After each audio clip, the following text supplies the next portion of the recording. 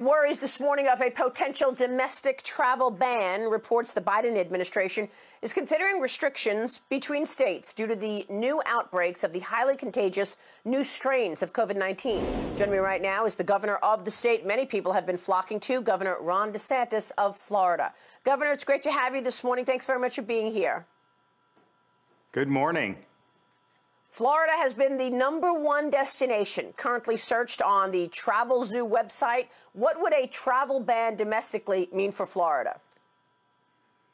Well, one, it would be unconstitutional. It would be a political attack against Florida. If you look, Maria, right now, you hear this debate over schools. Florida schools have been open the whole school year. We have every parent in Florida has the right to send their child to in-person instruction. Every worker has a right to work and earn a living and put food on their table, and every business has a right to operate. And consequently, our state is doing very well compared to these other states in terms of education and economy. But we also have 26 other states in the District of Columbia that have higher per capita COVID mortality than we do. We have 28 states that have higher per capita cases than we do for the bulk of the pandemic. And if you look right now, states that are always held up by people in Biden's administration, like New York, have way higher per capita patients hospitalized for COVID right now. So there's no basis in medical, there's no basis in economics, there's no basis in reality to do this except to punish a state that is doing it better than what his experts have recommended. Biden is a lockdowner, his advisors are lockdowners. Lockdowns don't work. We've demonstrated that. We're not turning back, Maria, and they will not be able to get away with targeting Florida. Florida has been open for several months, and you have prioritized seniors. You have prioritized ensuring that kids are in school.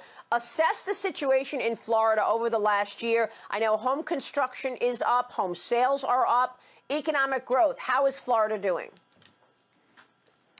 Well, as you can imagine, March, April, when everything was grinding to a halt, I mean, we had a lot of problems like anyone, particularly because tourism stopped. But since then, we now have an unemployment rate that is significantly less than the national average. We had 25% increase in home sales year over year, 2019 to 2020. If you look at the top 25 places where new home construction is taking place at the highest levels, a plurality of those are in Florida. I think we have 6 or 7 of the communities.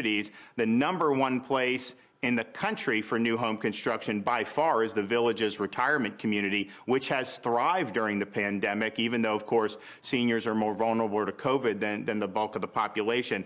So we have a lot of great trends. And I would also say, Maria, you have lockdown states that are putting people out of business. We focused on lifting people up, but by doing that, you actually have new entrepreneurs coming to start new ventures. New restaurants are opening in Florida. New hotels are opening in Florida.